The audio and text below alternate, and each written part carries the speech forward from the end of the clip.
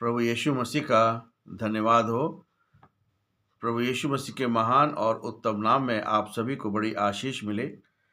आज का जो मेरा टॉपिक है वो है द परसिस्टेंट विडो, विधवा और अधर्मी न्यायाधीश, जो कि लूका की इंजील उसका 18वां अध्याय उसके 1 से लेकर 8 पद में पाया जाता है। Gospel according to saint Luke chapter 18 verse 1 to 8। यहाँ पे परमेश्वर के वचन में इस प्रकार से लिखा हुआ है कि उसने उन्हें ये बताने के लिए निराश हुए बिना उनको सदैव प्रार्थना करना चाहिए ये दृष्टांत कहा। किसी नगर में एक न्यायाधीश था जो ना तो परमेश्वर से डरता था और ना किसी मनुष्य की परवाह करता था। उस समय उस नगर में एक विधवा भी रहती थी जो उसके पास बार बार आकर कहती थी कि मेरा न्याय करके मुझे मुद्दई से बचा। कुछ समय तक तो वह उसकी ना सुनी। अंत में उसने सोचा, यद्यपि मैं परमेश्वर से नहीं डरता और ना किसी मनुष्य की परवाह करता हूँ, फिर भी इसलिए कि ये विधवा मुझे तंग करती है, मैं उसका न्याय चुकाऊंगा। कहीं ऐसा ना हो कि वो लगातार आकर मेरी नाक में दम कर दे।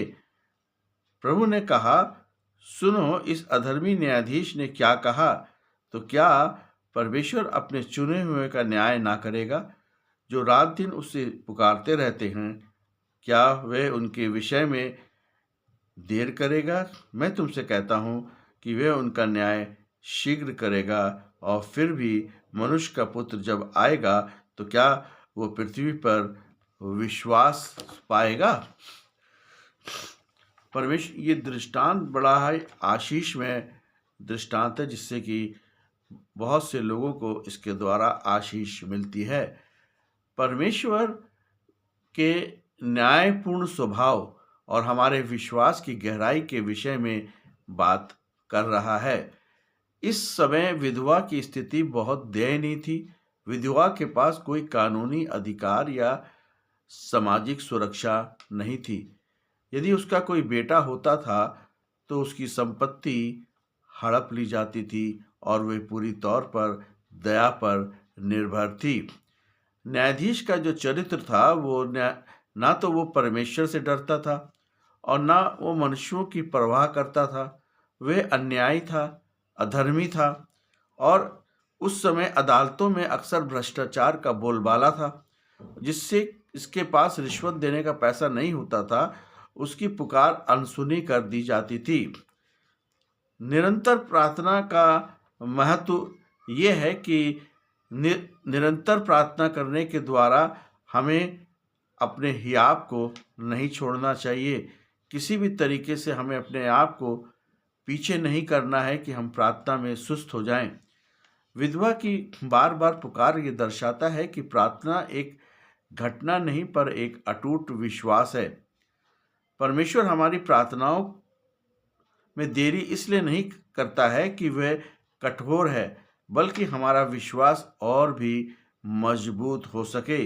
अधर्मी न्यायाधीश जो कि परवाह नहीं करता था और केवल परेशान होने के कारण न्याय कर सकता था, क्योंकि वो सोच रहा था कि वो उसको वो परेशान करती है, इसलिए वो उसका वो न्याय कर रहा था।